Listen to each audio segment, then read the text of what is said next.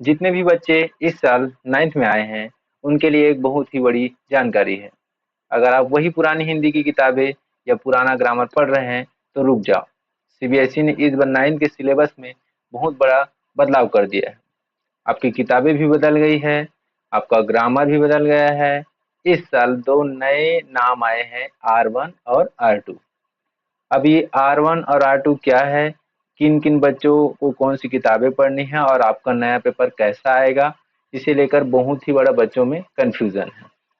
पर बिल्कुल चिंता मत करो, हम इसी नए सिलेबस और मार्किंग स्कीम को एकदम आसान भाषा में समझेंगे। तो चलिए स्क्रीन पर चलते हैं और देखते हैं कि क्या-क्या बदला है।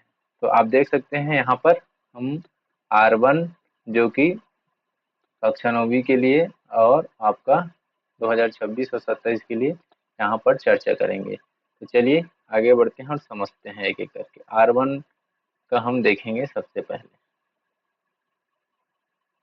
ठीक है? तो R1 जो है आपका यहाँ पर आपको दिखाई दे रहा होगा, यहाँ पर R1 2026-27। तो इसमें आपका अपठित बोध जो है आने वाला है, जो कि आपका 14 नंबर का आने वाला है। उसी तरह से आपका यहाँ पर व्यवहारिक व्याकरण आने वाला है दोस्तों, ये आपका 16 नंबर का आने वाला है, ठीक है? तो अभी यहाँ पर आप देख सकते हैं ये कुल मिलाकर के 30 नंबर का हो गया है। फिर आपका है जो कि आपकी पाठ्य पुस्तक के बारे में बात करते हैं। तो पाठ्य पुस्तक आपका दोस्तों यहाँ पर 30 मार्क्स का आने वाला है और आपकी नई पाठ्य पुस्तक आई है, उसका नाम है दोस्तों यहाँ पर गंगा। ठीक है दोस्तों, चाहे आप R1 पढ़ रहे हैं चाहे आप R2 पढ़ रहे हैं, ये जो है दोनों में कॉमन है। ठीक है, उसी तरह से हम यहाँ पर देखते हैं रचनात्मक लेखन जो कि 20 मार्क्स का, कुल मिलाकर के आपका 80 मार्क्स का, जो कि आपकी वार्षिक परीक्षा में आने वाले हैं और आपका 20 मार्क्स का आंतरिक परीक्षा होगा दोस्तों। तो अभी हम R1 की बात कर रहे हैं, तो एक एक करके हम क्या है इसके पूरे जो मार्किंग स्कीम है उसको उसके बारे में बात कर लेते हैं। तो सबसे पहले हम देखते हैं कि खंड क, तो इसमें देखिए आपका अपठित गद्यांश और आपका अपठित पद्यांश जो है आपका आएगा, जिसमें आपका क्या है बहुविकल्पी भी होंगे यहाँ पर आपका और अति लघुत्रात्मक भी होंगे। ठीक है, तो जैसे गद्यांश आएगा दोस्तों तो ये 200 मार्क्स का रहेगा, जिसमें से आपका एमसीक्यू फॉर्म में आपका 3 नंबर का मिलेगा जो कि एक एक नंबर का रहेगा, और बाकी जो लघुत्रात्मक या अति लघुत्रात्मक जो है 2-2 नंबर का रहेगा, तो ये 4 नंबर का हो गया। सेम आपका आपका ये भी रहेगा, लेकिन इसमें लगभग शब्द सीमा जो है कविता का 80 शब्दों में रहेंगे। बाकी आपका सेम ही रहेंगे कि 1 मार्क्स का 3 क्वेश्चन एमसीक्यू में पूछे जाएंगे यहाँ पर, और बाकी जो है लघु उत्तर जो है 2-2 नंबर के उसी से रिलेटेड पूछे जाएंगे। तो कुल मिलाकर के यहाँ पर हो जाता है 7, और ये 7 मिलाकर के ये आपका 14 मार्क्स का हो गया दोस्तों। तो ये हो गया अपठित बोध जो कि खंड क में आपका आने वाला है। अब देखते हैं व्याकरण में क्या क्या बदलाव हुए हैं R1 में। ठीक है, तो पहले कुछ अलग था, थोड़ा बहुत यहाँ पर चेंज हुआ है। तो यहाँ पर कुल 20 क्वेश्चन पूछे जाएंगे, जिसमें 16 आपके उत्तर देने पड़ेंगे। तो अभी हम देखते हैं इसमें शब्द निर्माण यहाँ पर सिलेबस में दिया गया, जिसमें उपसर्ग से 2 नंबर के आएंगे और आपका प्रत्यय से भी 2 नंबर के आएंगे। तो कुल मिलाकर के 4 प्रश्न बनेंगे, जो कि 5 दिया जाएगा, आपको 4 का हल करना है। तो ये 4 मार्क्स हो गया। फिर है आपका संज्ञा, सर्वनाम, विशेषण और क्रिया, यानी कि यहाँ पर आप देखेंगे तो ये सभी क्या है शब्द भेद के विकारी के अंतर्गत आते हैं दोस्तों। तो ये आपको यहाँ पर पढ़ना है। ठीक है, ये इसमें भी 4 में से 5 में से 4 क्वेश्चन आपको बनाने होंगे। ठीक है, आगे बढ़ते हैं। अब यहाँ पर हम देखते हैं कि अर्थ की दृष्टि से वाक्य भेद, यहाँ पर भी आपका कितने नंबर मार्क्स का आने वाला है दोस्तों, यहाँ पर भी आपका 5 में से आपको 4 क्वेश्चन बनाने हैं। अर्थ की दृष्टि से आप जानते हैं कि 8 प्रकार होते हैं, इसको आपको पढ़ना है, और यहाँ पर ये भी 4 मार्क्स का आएगा। ठीक है, अब हम आगे बढ़ते हैं। तो इसमें एक और क्वेश्चन है यहाँ पर अलंकार, क्योंकि यहाँ पर अलंकार जो है ये 4 मार्क्स का है, और इसमें आपका शब्द अलंकार, ओनली आपको शब्द अलंकार बस पढ़ना है दोस्तों यहाँ पर, जिसमें आपका अनुप्रास अलंकार होगा, यमक होगा और श्लेष।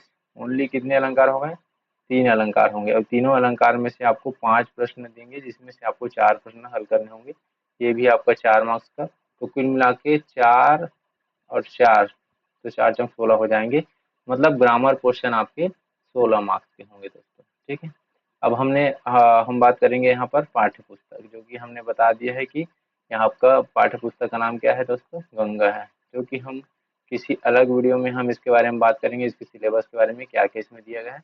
इसमें से 30 मार्क्स के आएंगे दोस्तों। ठीक है, उसके बाद में 30 मार्क्स में आपका अपठित गद्य और अपठित पद्य 5-5 मार्क्स के आ जाएंगे, तो 10 नंबर ऐसे ही हो गया। फिर आपके बचे खुचे जो है प्रश्न उत्तर होंगे। इसमें आपका जो है अलग से जो सप्लीमेंट्री बुक होती है, जो कि पिछले साल जैसे कि आपका क्षितिज और कृतिका था, जो कि बदल गया है, तो यहाँ पर क्या है, एक ही बुक बना दिया गया है दोस्तों। कुछ कुछ पार्ट जो है आप पिछले वाले जो सिलेबस थे उससे आपका मैच है यहाँ पर। ठीक है, इसके बारे में अगले वीडियो में बात करेंगे। फिर आता है रचनात्मक लेखन, ये आपका 20 मार्क्स के आने वाले हैं। इसमें क्या क्या है देखते हैं। ठीक है दोस्तों, तो यहाँ पर आप देखेंगे कि आपको यहाँ पर अनुच्छेद लेखन लिखना है। ठीक है, अनुच्छेद है आपका 120 शब्दों में आएंगे आपका, और यहाँ पर आपको संकेत बिंदु दिए रहेंगे। ठीक है दोस्तों, संकेत बिंदु आपको यहाँ पर दिया रहेगा, जिसको आपको देख करके क्या करना है, आपको बनाने हैं। ठीक है, ये आपका 5 मार्क्स का रहेगा। और ये संकेत बिंदु जैसे कि मान लो पर्यावरण प्रदूषण है, तो आपको वहाँ पर दे दिया जाएगा प्रस्तावना, प्रभाव, है ना। तो इन चीजों को आपको लिखना है, फिर उसके निदान वगैरह के बारे में ऐसे आएंगे। अब यहाँ पर अनौपचारिक 2 आएंगे। ठीक है, जो कि दोनों अनौपचारिक रहेंगे, कोई आपको एक लिखना है, तो ये भी आपका 5 मार्क्स का रहेगा। इसमें औपचारिक नहीं रहेंगे। अनौपचारिक मतलब आप जानते हैं, जैसे अपने मित्र संबंधियों को पत्र लिखते हैं, वो अनौपचारिक के अंतर्गत। ठीक है, अब हम आते हैं कि यहाँ पर संवाद लेखन भी आएगा। अभी विकल्प सहित आएंगे, तो 2 आपका संवाद लेखन आएगा, जो कि 80 शब्दों में रहेंगे। ये भी 5 मार्क्स के हैं दोस्तों।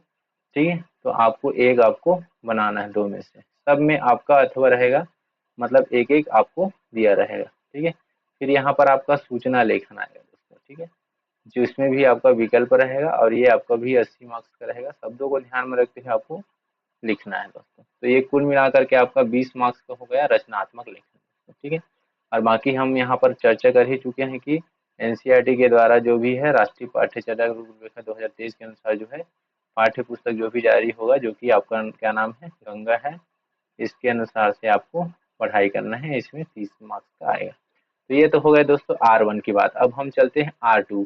तो R2 में क्या बदलाव है, और आपको आपके स्कूल में जो चल रहा है उसी के अनुसार आपको लेना है, कि अगर आपके स्कूल में R2 है तो आपको R2 के हिसाब से पढ़ना है दोस्तों, और अगर आपके स्कूल में R1 जो है डिसाइडेड है, तो आपको R1 के हिसाब से पढ़ना है। ठीक है, तो अब हम यहाँ पर देख लेते हैं।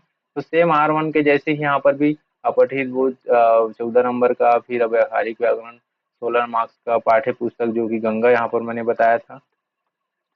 ठीक है, ये रहेगा, और आपका 20 मार्क्स का रचनात्मक। आपका ब्लूप्रिंट जो है यहाँ पर सेम ही रहेगा। ठीक है दोस्तों, मतलब यहाँ पर देखिए वार्षिक परीक्षा में 80 मार्क्स, और आपका आंतरिक परीक्षा जो कि आपका 20 मार्क्स का रहेगा, सेम रहेगा। बस यहाँ पर इस सिलेबस में थोड़ा सा चेंजेस होगा दोस्तों। सेम आपका यहाँ पर जो अपठित बोध रहेगा, जैसा उसमें बताया गया सेम यहाँ पर भी रहेंगे। बहुविकल्पी प्रश्न होंगे, लघु उत्तरात्मक भी होंगे सेम आपका यहाँ पर। ठीक है, तो दोनों आपका यहाँ पर 7 और 7 जो है 14 मार्क्स का अपठित गद्यांश और पद्यांश आएंगे। उसी तरह से व्यवहारिक व्याकरण यहाँ थोड़ा सा चेंजेस हुआ है दोस्तों। बाकी मार्किंग स्कीम में कोई चेंजेस नहीं हुआ है, वैसे आएंगे 20 क्वेश्चन आएंगे, जिसमें 16 आपको बनाने पड़ेंगे। ठीक है, तो यहाँ पर देखते हैं शब्द भंडार यहाँ पर जोड़ दिए गए, समानार्थी शब्द, और यहाँ पर आपका मुहावरे, जो कि 2-2 मार्क्स के आएंगे। इसमें 3 मार्क्स 3 दिया रहेगा, जिसमें से आपको 2 हल करने हैं। ठीक है दोस्तों, इस तरह से क्वेश्चन आएंगे। तो आप देखेंगे कि पाठ्य पुस्तक के आधार पर, मतलब आपको अलग से समानार्थी शब्द पढ़ने की जरूरत नहीं है। आपके पाठ में जो भी आएंगे, तो आपके टीचर जो है उसको उसी के हिसाब से आपको आपको जो भी है आपके पाठ में जो दिए रहेंगे ना, उसी को आपके क्वेश्चन में देंगे। ठीक है, तो उसी के हिसाब से आपको पढ़ना, पाठ में ही जो मुहावरे आएंगे उसी को आपको आपके टीचर के द्वारा बताया जाएगा, आपको उसके गाइडलाइंस में आपको पढ़ना है। ठीक है, तो ये 4 मार्क्स का आपका हो गया मुहावरे और समानार्थी शब्द, जो कि शब्द भंडार। अब हम शब्द निर्माण के बारे में देखते हैं। तो शब्द निर्माण यहाँ पर उपसर्ग और प्रत्यय, आप देखेंगे कि उपसर्ग और प्रत्यय जो है R1 और R2 उसमें भी है, तो इसमें भी आपका उपसर्ग और प्रत्यय जो है 2-2 मार्क्स का दिया गया है। ये भी 4 मार्क्स का है दोस्तों। ठीक है, यहाँ पर थोड़ा एक अलग का टॉपिक आता है, जो कि विराम चिन्ह है। ठीक है, विराम चिन्ह में यहाँ पर 2 मार्क्स का आएगा दोस्तों। ठीक है, तो ये 2 मार्क्स का जो है आपका रहेगा, जैसे विराम चिन्ह में जैसे पूर्ण विराम हो गया, अल्प विराम हो गया, है ना, इस तरह से ये आपको देखना है ना। ये जैसे हम लोग इंग्लिश में पढ़ते हैं कोलन हो गया, है ना, बहुत सारे ऐसे विराम चिन्ह हैं, इसके बारे में इसमें पढ़ा जाएगा। ठीक है, फिर आते हैं आगे, संज्ञा इसमें भी रहेगा दोस्तों, और सर्वनाम, और आपका ये एक है निपात।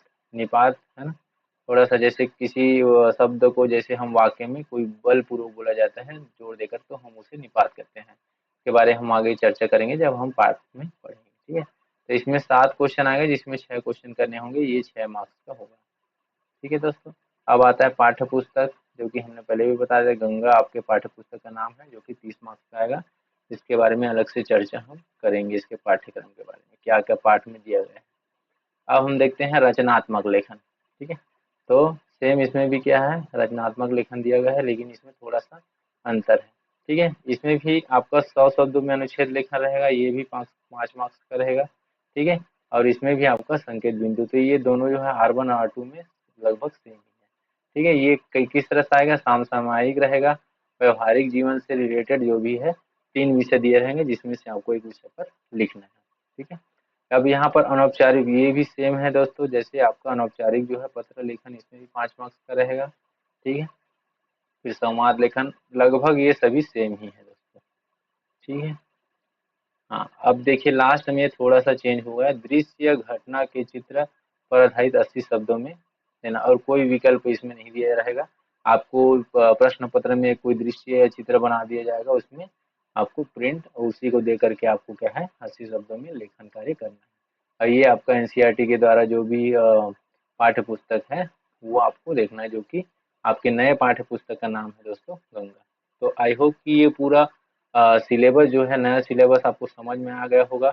अगर आप R1 लिए हैं तो आप R1 के हिसाब से पढ़ेंगे दोस्तों, और अगर आप R2 लिए हैं तो R2 के हिसाब से आपको पढ़ाई करना है। ठीक है, तो मुझे लगता है कि आपको कोई भी कंफ्यूजन नहीं है। अगर आपको कोई भी कंफ्यूजन है तो कमेंट बॉक्स में लिखिए, हम आपको उसका उत्तर देने का प्रयास करेंगे।